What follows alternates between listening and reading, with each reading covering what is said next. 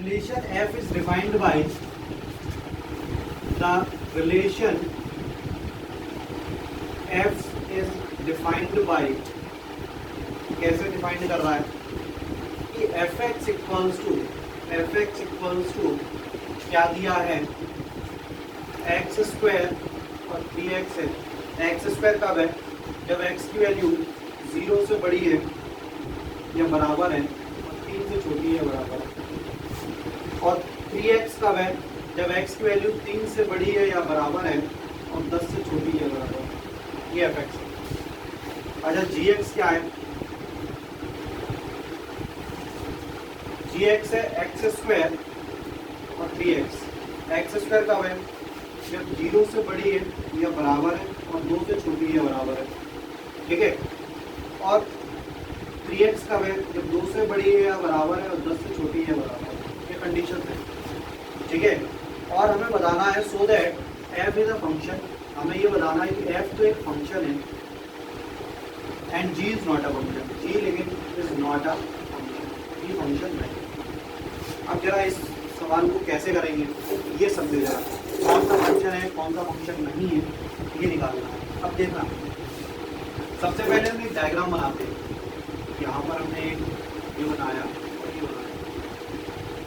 एक चीज़ हमने बताई थी, ये रिप्रेजेंट करता, अभी कोई नोट ना करे पहले समझ लो, ये रिप्रेजेंट करता है एक्स और डोमेन को, इसको रिप्रेजेंट करता है डोमेन, और ये होता है fx। ये क्या होता है fx, जिसे कहते हैं रेंज, और किसी में कोडोमेन भी होता है, ठीक है। अब क्या है, अब उन्होंने कहा है कि x की वैल्यू क्या रखनी है, 0 से बड़ी है बराबर और 3 से छोटी है 3 के बराबर। तो क्या कह सकते हैं हम, 0 हुई, 1 हुई, 2 और 3। इसके अलावा कोई होगा इसका नहीं होगा ना। अच्छा, और 3x कब है, जब x की वैल्यू 3 से बड़ी है या बराबर है और 10 से छोटी है, मतलब 4 हो सकती है, 5 हो सकती है, 10, ठीक है। ये वैल्यू हो गई x की।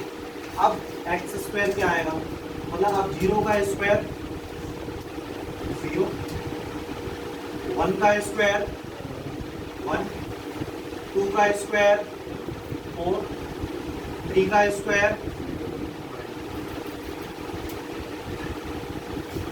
ठीक है। अब उन्होंने 3x का, तो 3x कब होगा, जब 3 के बराबर है या 3 से बड़ा है। 3 के बराबर ये हो गया, और 3 3 या 9, तो सही ना, कोई दिक्कत ही नहीं। जब यहाँ पे भी x की जगह 3 रखेंगे 9 की तो आएगा, ठीक है। 4 रखेंगे तो कितना आएगा, 5 रखेंगे तो कितना आएगा, 6 रखेंगे तो कितना आएगा, 7 रखेंगे तो कितना आएगा, 8 रखेंगे तो कितना आएगा, 9 रखेंगे तो कितना आएगा, और 10 रखेंगे तो कितना आएगा, ठीक है। ये आया। अब एक चीज देखना, एक एलिमेंट एक से ही तो जुड़ा है, एक एलिमेंट एक से ही तो जुड़ा है। ऐसा तो है नहीं कि इस एक पॉइंट के 2 एलिमेंट हो, ऐसा तो नहीं है, एक के एक ही टर्म। तो ये कैसा हुआ, फंक्शन हुआ। ये कैसा हुआ, फंक्शन कौन से नहीं होते, जैसे यहाँ पे ये x हो और यहाँ पे fx हो। हमसे कहा जाए 1 का आंसर आ रहा है 1 और 1 का ही आंसर आ रहा है 2, 1 का ही आंसर आ रहा है 3, तो ऐसे फंक्शन नहीं है, ठीक है। एक एलिमेंट की एक ही इमेज होनी चाहिए, ऐसा नहीं एक एलिमेंट की 2 इमेज बने तो वो फंक्शन नहीं है, ठीक। अभी क्या है, अभी आपने देखा कि एक एलिमेंट की एक ही इमेज बन रही है, इसकी एक ही इमेज बन रही है, ठीक है। तो ये कैसा हुआ, फंक्शन हुआ। ये क्या हुआ, फंक्शन। मतलब फंक्शन है, रिलेशन तो है ही है, सभी रिलेशन है, चाहे एक की 2 इमेज बने या एक की 3 इमेज बने, वो सारे रिलेशन है, वो सारे रिलेशन है। लेकिन फंक्शन क्या है कि जिसकी डोमेन की एक एलिमेंट की एक ही इमेज है। अब बात करते हैं इसमें डोमेन क्या है। अब बात करेंगे कि इसमें डोमेन क्या है, तो देखेंगे ये सारे एलिमेंट जुड़े हुए हैं किसी न किसी से, तो ये वाले सारे एलिमेंट्स डोमेन कहलाते हैं। क्या कहलाते हैं, डोमेन। डोमेन क्या क्या हो गया, 0 हो गया, 1 2 3 डॉट डॉट 10 तक। कोई डाउट, कोई दिक्कत। अब बात करेंगे रेंज की। अब रेंज की बात करते हैं, जो इससे जुड़ा है, जो इससे जुड़ा है वो सारे क्या हैं, तो क्या क्या है, 0 1 4 9 12 15 18 21 24 27 30। ठीक है, कोई डाउट, क्लियर है यहाँ तक? ये फंक्शन हो गया, साथ में इसकी डोमेन भी हमने निकाल दी और रेंज भी निकाल दी, ये क्लियर है। अब हम बात करेंगे इसकी, उन्होंने क्या कहा है कि एफ इज फंक्शन प्रूव करना है कि एफ तो फंक्शन है, तो हमने प्रूव कर दिया एफ इज फंक्शन। और कैसा फंक्शन है, 1 1 फंक्शन है। कैसा है, 1 1 फंक्शन है।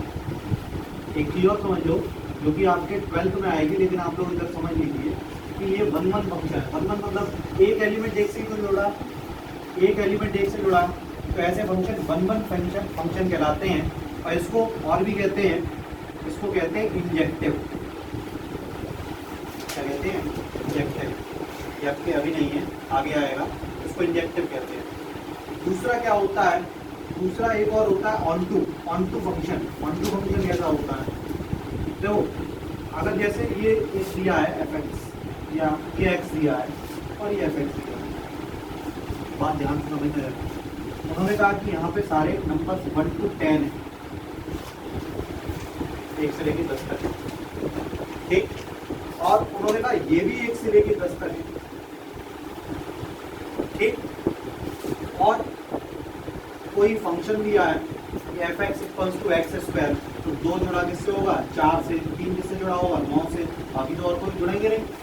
अगर ये दिया जाए ये एक्स है, ये एफ एक्स है, और रिलेशन है एफ एक्स बराबर एक्स स्क्वायर, और उन्होंने कहा एक्स जो है वो 1 से लेके 10 तक है और एफ एक्स भी हमारा 1 से लेके 10 तक है, ठीक है।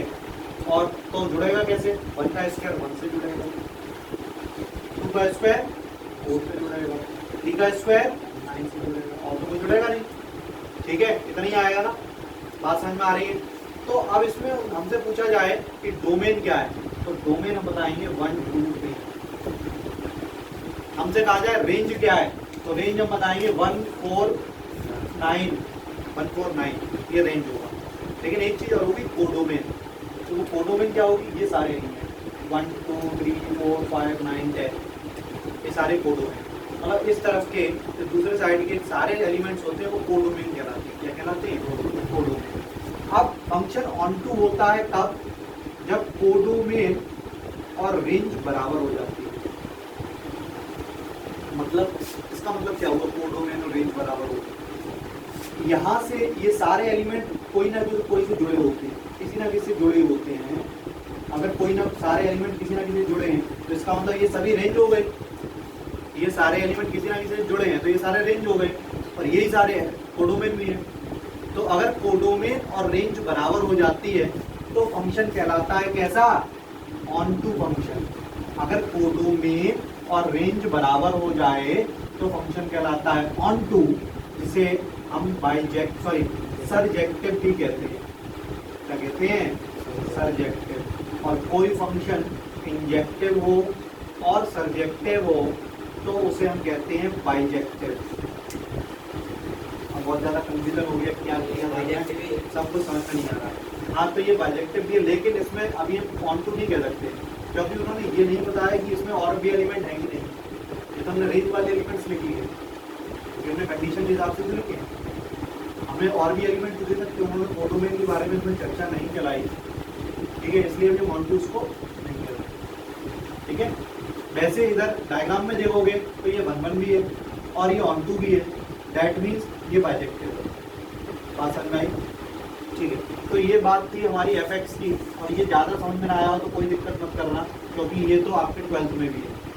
यही तो देखो जरा, इसमें क्या है, हमने एक ये इधर बनाया x और इधर बनाया ये, कोई दिक्कत नहीं है, किसी को कोई प्रॉब्लम नहीं। अब बात करेंगे कि x क्या क्या है, 0 से बड़ा या बराबर और 2 से छोटा या बराबर। तो क्लियर हो गया कि 0 भी है, 1 भी है, 0 1 है 2। अब बात करेंगे 2 से बड़ा या बराबर और 10 से छोटा या बराबर। 2 से लेकर 10 तक के सारे एलिमेंट्स ले लो, 3 4 5 6 7 8 9 और 10। तो 0 से लेकर 10 तक सारे एलिमेंट x, ये तो क्लियर हो गया। अब हम बात करेंगे इसके 0 से लेके 2 तक है क्या, एक्स स्क्वायर है, मतलब 0 का स्क्वायर क्या होगा, 1 का स्क्वायर क्या होगा, 2 का स्क्वायर क्या होगा, ये तो क्लियर हो गया। ठीक, अब यहाँ पे 2 भी आ रहा और 2 3 जा 6, that means 2 is related to 3 is related to 9, 3 3 9, 4 is related to 12, 5 is related to 15, 6 is related to 18, ठीक है, 7 is related to 21, 8 is related to 24, 9 is related to 27, 10 is related to 30। क्या ये फंक्शन है? नहीं, क्योंकि जो दो एक एलिमेंट है इसकी इमेज जो है वो 2 बन रही है और हमने फंक्शन बताया है कि एक एलिमेंट की 2 इमेज नहीं बनती, अगर एक एलिमेंट की 2 इमेज बन रही है तो वो फंक्शन नहीं है। समझ में आ गई? तो यहाँ पे एक एलिमेंट की 2 इमेज बन रही है, यहाँ पे आप लैंग्वेज में भी लिख देंगे यार, one element of domain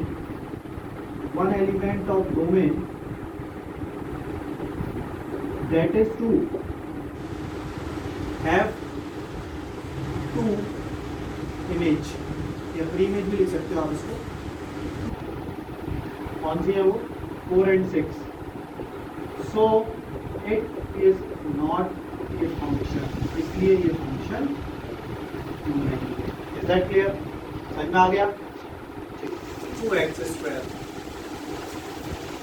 fx equals to x square है और हमें फाइंड आउट क्या करना है, 1.1 माइनस f1 अपॉन 1.1 माइनस 1। ठीक है, तो सबसे पहले हम f1.1 फाइंड आउट करेंगे। f1.1 क्या होगा, यहाँ पे x की जगह 1.1 रखेंगे और उसका स्क्वायर करेंगे, तो 1.1 मतलब 11 का स्क्वायर 121 होता है, पॉइंट लगा है एक डिजिट के आगे, 2 डिजिट के आगे बन जाएगा, 1.1 का स्क्वायर क्या होगा, 1.21 होगा। ठीक है, अब हम बात करेंगे f1 की, तो f1 हमें मालूम ये बन ही रहेगा। ठीक है, तो अब हम ये वैल्यू कहाँ रखेंगे, f1.1 की वैल्यू क्या निकल के आई, 1.21 आई, f1 की वैल्यू क्या आई, 1 आई, और यहाँ पे तो है 1.1 माइनस, कोई डाउट? कुछ नहीं, वैल्यू रखी यहाँ पे, इसकी वैल्यू क्या निकली, देखो fx की वैल्यू ये है, तो 1.1 की वैल्यू क्या होगी, x की जगह 1.1 रखी। ठीक, यहाँ पे fx की वैल्यू ये है, तो f1 की वैल्यू क्या होगी, x की जगह 1 रखी। ठीक है, यहाँ पे ऑलरेडी है 1.1 माइनस 1, कोई दिक्कत नहीं है। इसको माइनस करेंगे तो क्या आएगा, 0.21 आएगा, इसको माइनस करेंगे तो कितना आएगा, 0.1 आएगा, यहाँ से पॉइंट हटाएंगे तो 100 आएगा, यहाँ से पॉइंट हटाएंगे तो 10 आएगा, 1 0 से 1 0 कैंसिल, तो ये हो गया 21/10, दैट इज 2.1। एग्जैक्टली है, कोई दिक्कत है यहाँ तक? Find the domain of the function fx equals to x square plus 2x plus 1 upon x square minus 8x plus 12, और हमें इसमें डोमेन बताना है। ये क्या है, सब समझ में नहीं आ रहा, अब देखो जरा इसको। उन्होंने ये कहा है ये x है और ये है fx। अब x की वैल्यू कोई भी रखें यहाँ पे तो कुछ ना कुछ डिजिट निकल के आएगी। जैसे हमने x की जगह 1 रखा है, तो 1 रखा तो 1 का स्क्वायर प्लस 2 प्लस 3 कितना हुआ, 2 प्लस 1 प्लस 1 मतलब 4 हुआ, और अपॉन में क्या आएगा, 12 और 13 माइनस 8 5, तो अगर हमने 1 रखा तो यहाँ पे 4/5 आएगा। ठीक है, ऐसे ही हम 2 रखेंगे तो कुछ आएगा, 3 रखेंगे तो क्या आएगा, कुछ भी आ सकता है। तो उन्होंने कहा कि डोमेन क्या होगा, इसका डोमेन क्या होगा, तो हम कैसे पता करेंगे। तो अगर इसमें डिनोमिनेटर में 0 आ जाए, ऊपर कुछ भी आ जाए, 4 आ जाए, तो ये क्या हो गया, इनफाइनाइट। और जब इनफाइनाइट हो गया तो यहाँ पे हम कैसे इसको रिलेटेड करेंगे ही नहीं। तो वो फंक्शन जिसमें यहाँ पे 0 आ जाए उसको छोड़ के बाकी कोई भी संख्या रख सकते हैं। मेरी बात समझना बहुत अच्छे से इसको, कि ये उन्होंने कहा कि ये एक सवाल है और इसका हमें डोमेन निकालना है। क्या निकालना है? डोमेन। डोमेन क्या होता है कि x की वैल्यू क्या क्या रख सकते हैं, x की वैल्यू क्या क्या रख सकते हैं। तो मान लो 1 रखते हैं तो कोई दिक्कत नहीं, नीचे 0 नहीं आ रहा। हम वो संख्या यहाँ पे नहीं रख सकते जहाँ पे ये नीचे डिनोमिनेटर में 0 आ जाए। तो सबसे पहले पता करें डिनोमिनेटर में 0 कब कब आएगा। डिनोमिनेटर में 0 कब कब आएगा, उसके लिए हम क्या करेंगे, सुनो, कुछ नहीं करो, इसको 0 के बराबर रख दो।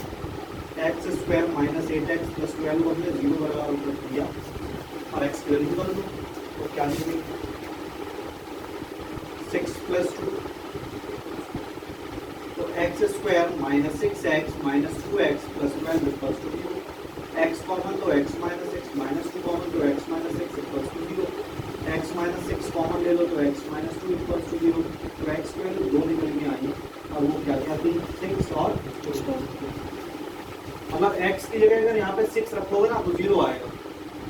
रख के देखो, 36 माइनस 48 प्लस 12, तो 48 माइनस 48 क्या आया, 0 आया। तो x की जगह अगर हम 6 रखते हैं तो 0 हो जाएगा और x की जगह 2 रख दें, 4 माइनस 16 प्लस 12, तो 16 माइनस 16 है 0। तो x की जगह अगर हम 6 रखते हैं तो भी डिनोमिनेटर में 0 आ जाएगा, x की जगह 2 रख दें तो भी डिनोमिनेटर में 0 आ जाएगा। बाकी कोई भी संख्या रख दें तो कोई दिक्कत नहीं है। तो इसका मतलब डोमेन क्या निकल के आया, हम कोई भी संख्या रख सकते हैं, सारे रियल नंबर रख सकते हैं, सारे रियल नंबर रख सकते हैं x की जगह, केवल किसको छोड़ के, 6 और 2 को छोड़ के। ये इसका domain. Find the domain, find the domain of the function f(x) equals to x square plus 3x plus 5, x square plus 3x plus 5 upon x square minus 5x plus 4। अब बात करेंगे कि इसकी डोमेन क्या होगी। तो आपको मालूम है कि डोमेन कैसे निकालेंगे, डिनोमिनेटर को 0 के बराबर रखेंगे और x की जो वैल्यू निकल के आएंगी उनको छोड़ दिया जाए, बाकी सारे रियल नंबर क्या होंगे, डोमेन होंगे। तो हम क्या करेंगे, इसको 0 के बराबर रखेंगे। एक्स स्क्वायर डिनोमिनेटर को किसके बराबर रखेंगे, 0 के बराबर। डिनोमिनेटर को 0 के बराबर रखा तो हम सॉल्व करेंगे। तो ये आया x square minus 4x minus 1x plus 4 equals to 0। X minus 4 minus 1 common तो एक्स माइनस 4 इक्वल्स टू 0। तो x माइनस 4 कॉमन तो ये आ गया x माइनस 1 इक्वल्स टू 0। तो x की वैल्यू 4 और 1 आ गई। मतलब क्या है, x की वैल्यू यहाँ पे अगर 4 रखोगे तो डिनोमिनेटर में 0 आएगा, x की वैल्यू 1 रखोगे तो डिनोमिनेटर में 0 आएगा। और जब डिनोमिनेटर में 0 आ जाएगा, ऊपर कोई भी संख्या आए, हमें कुछ मतलब नहीं, क्योंकि वो तो इनफाइनाइट हो गया। वो क्या हो गया, इनफाइनाइट। तो मतलब क्या है, वो रेंज होगी नहीं। तो इसका मतलब हमारे पास डोमेन क्या आया, डोमेन आया सारे रियल नंबर हो सकते हैं, सारे रियल नंबर हो सकते हैं, किसको छोड़ के, 4 और 1 नहीं रखना है, 4 और 1 को छोड़ के सारे रियल नंबर हो सकते हैं। ये इसका क्या हुआ, डोमेन। बात समझ में आ गई, डोमेन क्या हुआ, ठीक है।